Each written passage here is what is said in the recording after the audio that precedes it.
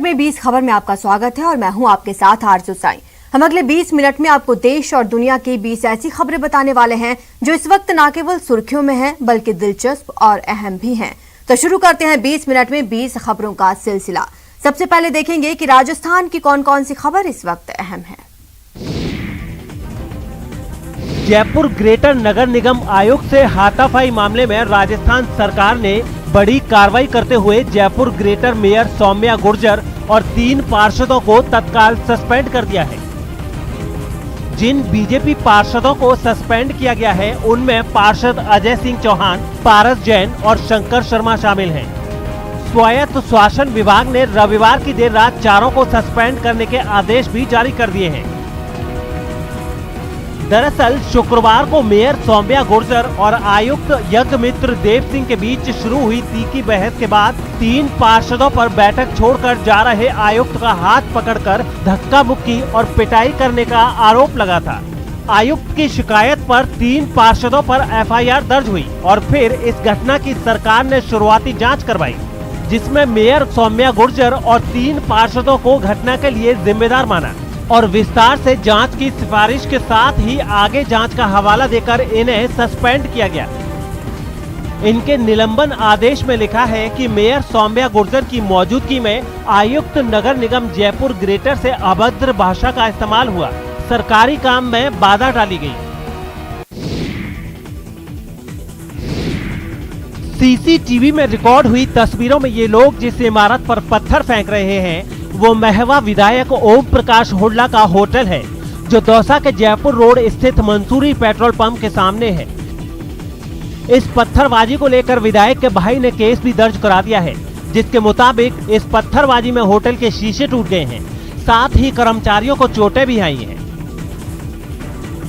विधायक के होटल पर पत्थरबाजी की खबर के कुछ ही देर बाद दौसा पुलिस मौके पर पहुंच गई थी और पूरे मामले की जांच शुरू कर दी थी। शुरुआती जांच में पुलिस के हाथ ये सीसीटीवी फुटेज लगा है, लेकिन बदमाशों ने मुंह पर जो नकाब बांध रखा है उसकी वजह से उनकी पहचान नहीं हो पाई है। हालांकि पुलिस उनकी पहचान और गिरफ्तारी की पूरी कोशिश में लगी है।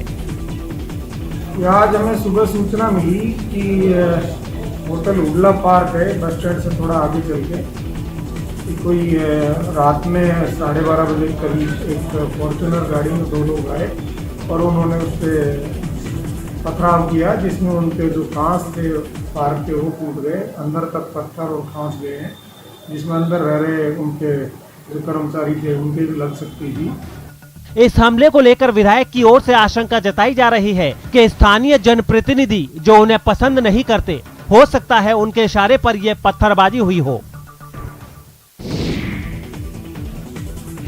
करौली पुलिस की गिरफ्त में खड़ा शख्स देखने में जितना शांत लग रहा है, असलियत में ये उससे कहीं ज्यादा गुस्सैल है और किसी की भी जान ले सकता है।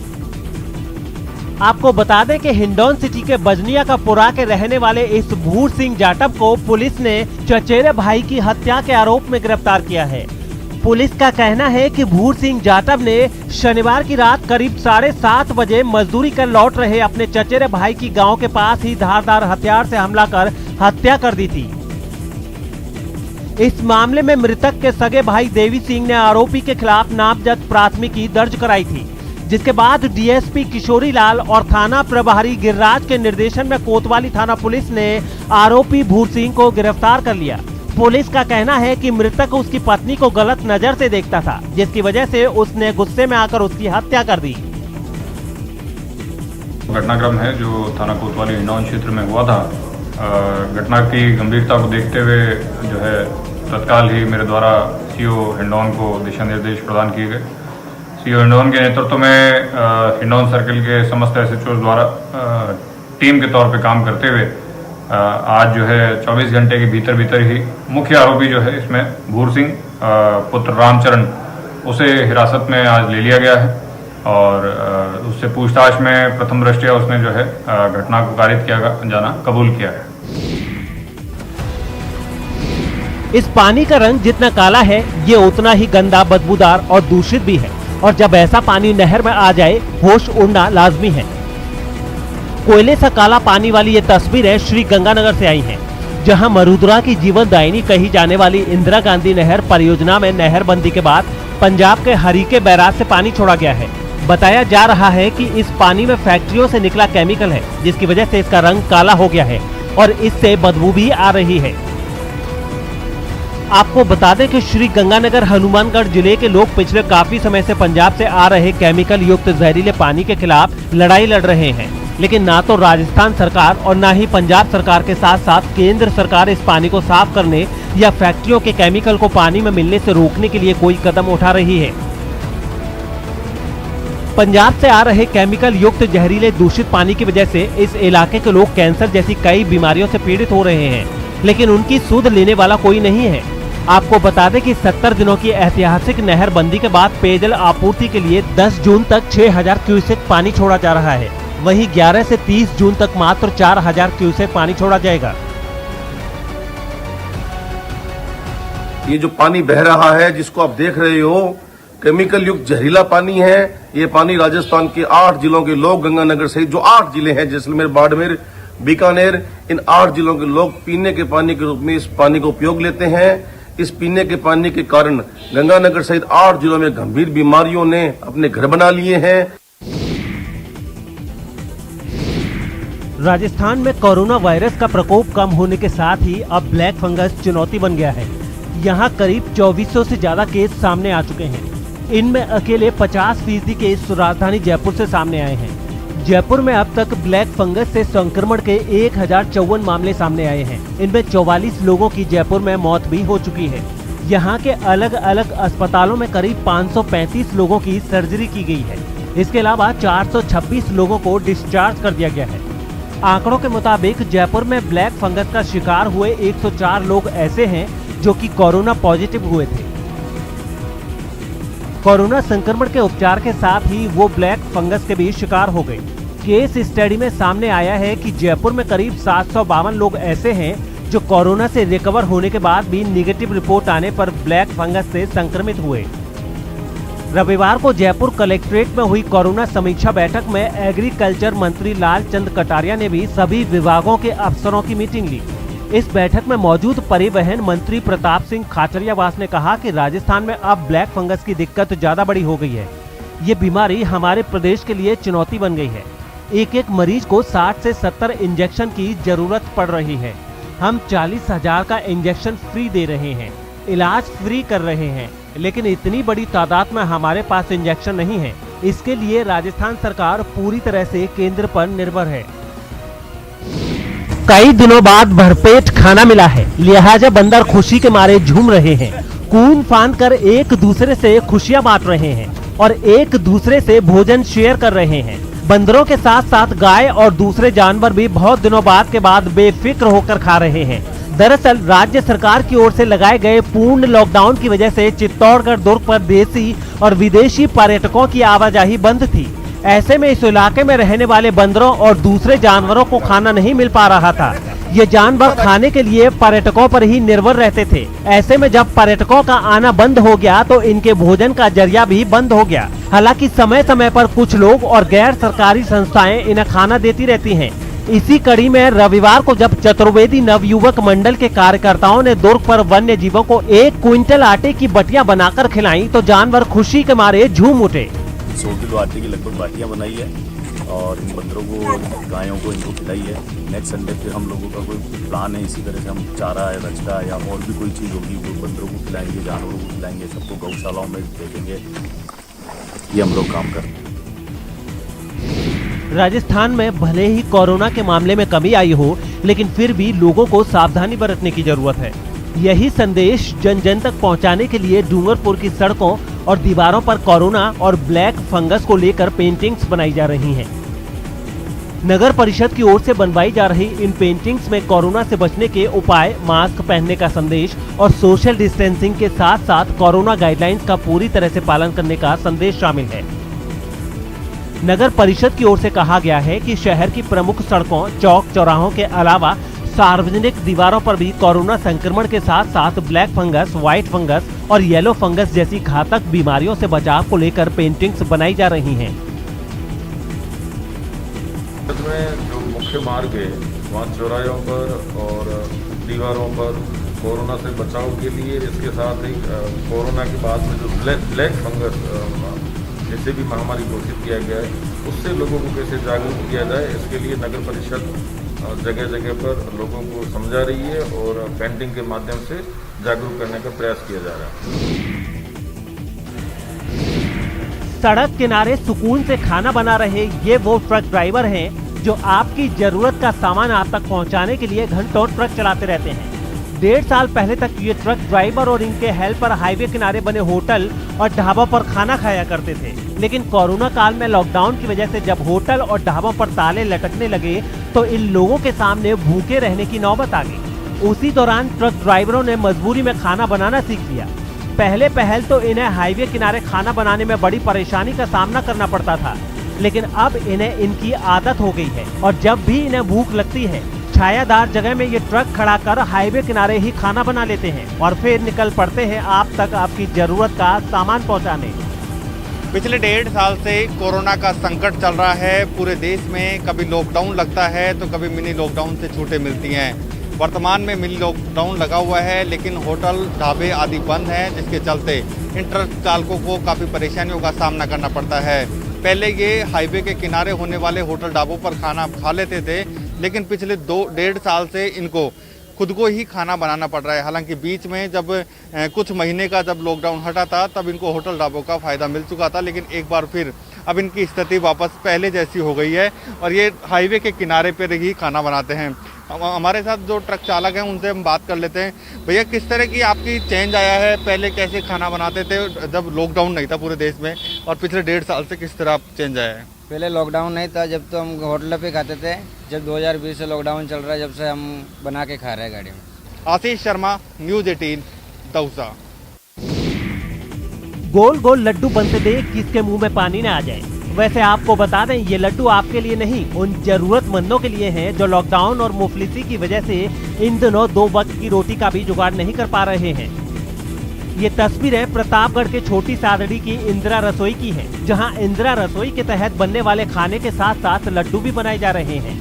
इतना तो आप जानते ही हैं कि कोरोना की वजह से राज्य सरकार ने इंदिरा रसोई के तहत जरूरतमंद लोगों के लिए फ्री खाने का इंतजाम कर रखा है, लेकिन प्रतापगढ़ के लोगों के लिए दोहरी खुशी की बात यह है कि यहाँ की इंदिरा रसोई के संचालक की तरफ से उनके खर्चे पर खाने के साथ लोगों को एक मिठाई भी दी जा रही है। खाने के साथ मिठाई देने वाले संचालक का कहना है कि ये शादी ब्याह का सीजन है, ऐसे में लोगों की जिंदगी में मिठास लाने के लिए वो अपने निजी खर्च पर अलग अलग तरह की मिठाइयाँ बनवाकर इंदिरा रसोई के साथ लोगों को फ्री में बांट रहे हैं।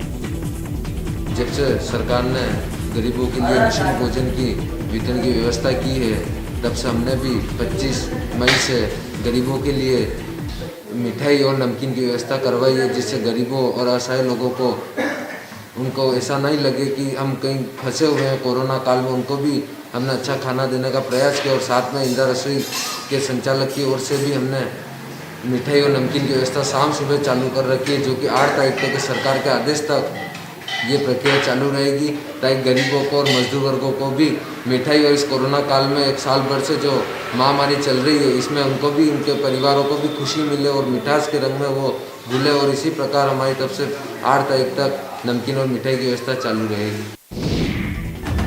आंखों में गम का समंदर लिए ये 70 साल की मोटी बहन है। एक के बाद एक 3 बेटों की मौत के बाद से मोटी बहन की जिंदगी का हाल बेहाल हो गया है। ना तो अब इनके घर का कोई कमाने वाला है और ना कोई ऐसा जो इन्हें सरकारी योजनाओं की मदद दिला सके। मोटी बहन सिरोही के केर गांव की मेघवाल बस्ती की रहने वाली है। बेटों की मौत के बाद मोटी बहन के घर कमाने वाला कोई नहीं है। ऐसे में उन्होंने कई बार सरकारी योजनाओं का लाभ लेने की कोशिश की, लेकिन अनपढ़ होने की वजह से कभी उनका फॉर्म नहीं भर पाया तो कभी अधूरा रह गया। कलेक्टर से उन्हें मदद का आश्वासन भी मिला था, लेकिन क्लेम फॉर्म ना भरे जाने की वजह से इन्हें कोई लाभ नहीं मिल पाया। हमारे साथ में एक बुजुर्ग माई जुड़ी हुई है, उनसे बात करेंगे। आपके परिवार में कितने मेंबर थे? तो बापसी तो 3 चोरा था, जो 3 बापसी चलिया। अच्छा, उनकी मौत कैसे हुई तीनों बच्चों की? कतरो पुयर पाया मन बापसी एक तो बापसी हाथ जुबेन मुआ तो अड्डे माते। हाथ जुबिया तो जो ने एक ओके बीमार में न चलियो वापसी। हाँ अच्छा, यानी कि इनका साफ तौर से कहना है कि एक सांप के काटने से मरा है और दूसरा सिलिकोसिस बीमारी से, लेकिन शिक्षा के अभाव के कारण ये क्लेम नहीं कर पाए, जिससे सरकारी सारी योजनाओं से इनको महरूम रहना पड़ा। 20 मिनट 20 खबर में अब देख लेते हैं कुछ दूसरे राज्यों की खबरें। मुंबई के बांद्रा इलाके में 4 मंजिला बिल्डिंग का एक हिस्सा गिर जाने से एक शख्स की मौत हो गई, जबकि 5 लोग जख्मी हुए हैं। बताया जा रहा है कि रविवार की देर रात करीब 1:30 बजे इस 4 मंजिला इमारत का एक हिस्सा गिर गया।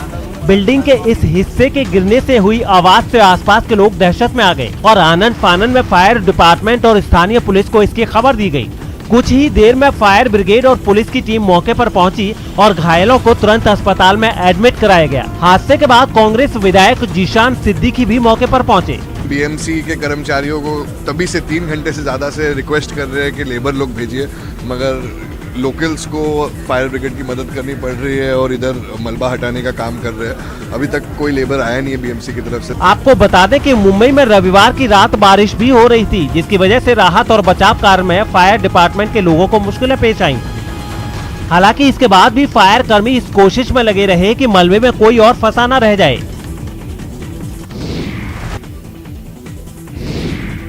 बिहार के दरभंगा से हैरान करने वाली तस्वीरें सामने आई। वहां एक दुकानदार की पिटाई से भड़के लोगों ने पुलिस को दौड़ा दिया। आरोप है कि पुलिस ने लॉकडाउन तोड़ने का हवाला देकर उस दुकानदार की पिटाई कर दी, जिस पर आसपास के लोगों का गुस्सा इतना भड़क गया कि वो पुलिस के पीछे दौड़ पड़े। लोगों के तेवर देखकर पुलिस वाले अपनी गाड़ी में बैठकर वहां से भागने को मजबूर हो गए, लेकिन लोगों ने काफी दूर तक उनकी गाड़ी का पीछा भी किया। पुलिस की गाड़ी के पीछे भागने वालों में इलाके के बड़े बुजुर्गों के साथ कुछ बच्चे भी दिखाई दिए। इसके बाद लोगों ने पुलिस और प्रशासन के खिलाफ नारे भी लगाए। हालांकि इस प्रदर्शन के दौरान लोगों ने कोरोना नियमों की भी अनदेखी की। ज्यादातर लोग वहां बिना मास्क के ही दिखाई दिए। वहीं सोशल डिस्टेंसिंग का भी किसी ने ख्याल नहीं रखा।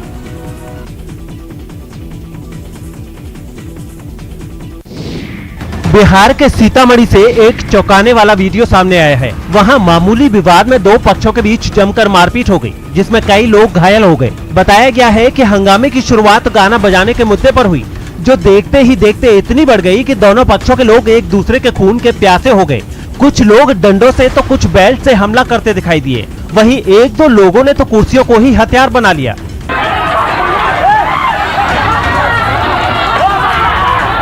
इस बीच वहां मौजूद कुछ बुजुर्ग बीच बचाव के लिए आगे आए, लेकिन इसके लिए उन्हें काफी मेहनत करनी पड़ी। मारपीट कर रहे लोगों को कई बार समझाना पड़ा, तब जाकर मामला थोड़ा शांत हुआ, लेकिन तब तक कई लोग घायल हो चुके थे। खबर है कि वहां पहुंची पुलिस ने न केवल इस लड़ाई को पूरी तरह खत्म कराया, बल्कि घायलों को भी तुरंत अस्पताल में भर्ती कराया। उत्तर प्रदेश के मेरठ से हैरान करने वाली तस्वीरें सामने आई। वहां पुराने विवाद पर 2 पक्षों ने बीच सड़क पर खूब पत्थरबाजी की। बताया गया है कि एक दिन पहले ही दोनों पक्ष किसी बात पर लड़ गए थे, लेकिन तब तक उनके बीच समझौता भी हो गया था। लेकिन इस समझौते के अगले ही दिन एक बार फिर उसी मुद्दे पर विवाद गहरा गया और फिर दोनों पक्षों के लोग आमने सामने हो गए। उन्होंने बीच सड़क पर ही एक दूसरे पर पत्थर बरसाने शुरू कर दिए, जिससे पूरे इलाके में अफरा तफरी मच गई। कुछ ही देर में उनके बीच पत्थरों की बारिश होने लगी। खबर है कि इससे घबराकर आसपास के दुकानदारों ने तुरंत अपनी दुकानें बंद कर दी, जो कोरोना कर्फ्यू में थोड़ी देर के लिए ही खुली थी। इसके बाद खबर मिलते ही वहां पुलिस पहुंच गई, तब जाकर उनका झगड़ा शांत हुआ। किसी पक्ष को चोट नहीं आई है इस घटना में, लेकिन फिर भी मौके से 3 लोगों को पकड़ के हिरासत में लिया गया है। इस घटना की वजह से इलाके में तनाव फैल गया, जिसे देखते हुए वहां पुलिस के कई जवान तैनात कर दिए गए। गोवा के पास समंदर में एक जहाज के कैप्टन को अस्पताल पहुंचाने के लिए कोस्ट गार्ड ने रेस्क्यू ऑपरेशन चलाया। बताया गया है कि उस जहाज के कप्तान की तबीयत अचानक खराब हो गई, जिसकी खबर मिलते ही कोस्ट गार्ड ने बिना वक्त गवाए एक चेतक हेलीकॉप्टर को उस जहाज के कप्तान को लाने के लिए भेज दिया। थोड़ी ही देर में हेलीकॉप्टर समंदर में जहाज के पास मंडराता देखा। वहां बीमार कप्तान की हालत लगातार खराब हो रही थी। इसके बाद उन्हें वहां मौजूद दूसरे कर्मचारियों ने सहारा देकर एयरलिफ्ट करवाया। हालांकि तेज हवाओं की वजह से इस ऑपरेशन में काफी परेशानी भी हुई, लेकिन किसी तरह जहाज के कप्तान को हेलीकॉप्टर में बैठाकर किनारे तक लाया गया। इसके बाद उन्हें एम्बुलेंस से अस्पताल भिजवा दिया गया। चलिए अब देख लेते हैं अंतर्राष्ट्रीय जगत की कुछ अहम खबरें। पाकिस्तान में सिंध के डहार इलाके में हुए ट्रेन हादसे में 30 से ज्यादा लोगों की मौत हो गई है, जबकि 50 से ज्यादा लोग घायल बताए जा रहे हैं। जानकारी के मुताबिक मिल्लत एक्सप्रेस और सर सैयद एक्सप्रेस के बीच टक्कर हो गई, जिसमें कई बोगियां एक दूसरे के ऊपर चढ़ गईं। यह हादसा घोटकी के पास रेती और डहार की रेलवे स्टेशन के बीच सोमवार की अहले सुबह करीब 3:45 बजे हुआ। बताया जा रहा है कि मिल्लत एक्सप्रेस की बोगियां अनियंत्रित होकर दूसरी ट्रैक पर जा गिरी थीं और इस दौरान सामने से आ रही सर सैयद एक्सप्रेस उससे टकरा गई। इस हादसे में दोनों ट्रेनों की कई बोगियां एक दूसरे पर चढ़ गईं। ये भी बताया जा रहा है कि मिल्लत एक्सप्रेस कराची से सरगोदा और सर सैयद एक्सप्रेस रावलपिंडी से कराची जा रही थी। स्थानीय अधिकारियों का कहना है कि दोनों ट्रेनों की 13 से 14 बोगियां पटरी से उतर गई हैं। इनमें 6 से 8 पूरी तरह से बर्बाद हो चुकी हैं, इसलिए लोगों को रेस्क्यू करने में परेशानी हुई है। हादसे के बाद घायलों को अस्पताल पहुंचाया गया है। घायल लोगों को घोटकी, ढारकी, ओबरो और मीरपुर मैथैलो के अस्पताल में भेजा गया है। साथ ही डॉक्टरों और पैरामेडिकल स्टाफ को भी ड्यूटी पर बुला लिया गया है। पाकिस्तान के कराची में रविवार को एक बार फिर दंगे भड़क उठे। पुलिस और स्थानीय लोगों के मुताबिक सैकड़ों प्रदर्शनकारियों ने बहरिया टाउन कराची पर हमला कर दिया और एक हाउसिंग सोसाइटी में कई दुकानों और गाड़ियों में आग लगा दी। पुश्तैनी जमीनों से बेदखल किए जाने का विरोध करने के लिए बड़ी संख्या में प्रदर्शनकारी सुपर हाईवे पर हाउसिंग सोसाइटी के बाहर धरना दे रहे थे। वहां किसी भी मुश्किल परिस्थिति से निपटने के लिए भारी पुलिस बल भी मौजूद था। इसके अलावा बहरिया टाउन मैनेजमेंट ने एंट्री गेट को कंटेनर से सील कर दिया था, लेकिन प्रदर्शनकारी बैरिकेडिंग गेट तोड़कर हाउसिंग सोसाइटी में घुस गए और एक सुजुकी कार शोरूम और एक फास्ट फूड जॉइंट को आग के हवाले कर दिया। इसके अलावा प्रदर्शनकारियों ने 2 ATM भी लूट लिए। हालांकि कुछ देर बाद पुलिस ने भीड़ को तितर बितर कर दिया। दंगों और आगजनी के कई वीडियो सोशल मीडिया पर वायरल हो रहे हैं। बताया जा रहा है कि ये धरना आसपास के गांवों के निवासियों ने आयोजित किया था। दरअसल इन लोगों को बहरिया टाउन को अपनी जमीन देने के लिए मजबूर किया गया था। इसी से नाराज होकर सिंध यूनाइटेड पार्टी, सिंध तारकी पसंद पार्टी, कौमी अवामी तहरीक, जियो सिंध महाज, अवामी वर्कर्स पार्टी, अवामी जमूरी पार्टी, सिंध मजहमत तहरीक हरी कमेटी और कराची स्वदेशी अधिकार गठबंधन के सदस्यों के साथ मिलकर इन लोगों ने पहले प्रदर्शन किया और फिर तोड़फोड़ शुरू कर दी। हंगरी की राजधानी बुडापेस्ट में चीन की एक यूनिवर्सिटी का कैंपस खोले जाने के विरोध में हजारों लोग सड़कों पर उतरे। बताया जा रहा है कि बुडापेस्ट में चीन के फुडान यूनिवर्सिटी कैंपस के निर्माण की योजना का विरोध करने के लिए हजारों लोगों ने संसद भवन तक मार्च निकाला। इस परियोजना का विरोध कर रहे लोगों का कहना है कि इससे देश की अपने उच्च शिक्षा के स्तर में कमी आएगी और चीन के कम्युनिस्ट शासन का प्रभाव बढ़ेगा। बुडापेस्ट में बनने वाले फुडान यूनिवर्सिटी कैंपस के निर्माण में लगभग 1.8 अरब डॉलर की लागत आने का अनुमान है। हंगरी की ओरबान सरकार ने साल 2019 में अपनी पूरी उच्च शिक्षा प्रणाली पर जितनी रकम खर्च की थी, ये लागत उससे कहीं अधिक है। ऐसी भी खबरें हैं कि इस लागत का एक बड़ा हिस्सा चीन के एक बैंक से ऋण के तौर पर दिया जाएगा। इसी वजह से लगभग 2/3 हंगेरियन चीनी विश्वविद्यालय परिसर का विरोध कर रहे हैं। दरअसल हंगरी के प्रधानमंत्री विक्टर ओरबान की दक्षिणपंथी सरकार के बीजिंग के साथ बेहद घनिष्ठ संबंध हैं और इस वजह से इस महीने की शुरुआत में हंगरी ने यूरोपीय संघ के उस बयान को जारी होने से रोक दिया था जिसमें हांगकांग के प्रति चीन के रुख की आलोचना की गई थी। हंगरी के आम आदमी अपनी सरकार की चीन से बढ़ती नजदीकी से परेशान है और इस वजह से अब चीनी यूनिवर्सिटी का विरोध शुरू हुआ तो हजारों लोग सड़कों पर उतर आए। यमन में सऊदी अरब की अगुवाई वाली गठबंधन सेना ने हजह प्रांत में हूती विद्रोहियों के खिलाफ बड़ी कार्रवाई की। इस ऑपरेशन में सूडान की सेना ने भी बढ़ चढ़कर हिस्सा लिया और वहां से जो तस्वीरें सामने आई उनमें एक तस्वीर में सूडान के सैनिक मोर्चा संभालते हुए दुश्मनों पर हमला करते दिखाई दिए। उन्होंने टैंकरों और रॉकेट लॉन्चरों के हमले से हूती विद्रोहियों को कड़ा जवाब दिया। एक के बाद एक हुए हमलों से पूरा इलाका दहल गया। विद्रोहियों के कब्जे वाले इलाके से धूल का गुबार उड़ता दिखाई दिया। बताया गया है कि सूडान के सैनिकों की तैनाती इस इलाके में सऊदी अरब की सीमाओं की सुरक्षा के लिए की गई है। फिलहाल इतना ही। आप देखते रहिए न्यूज़ 18 राजस्थान।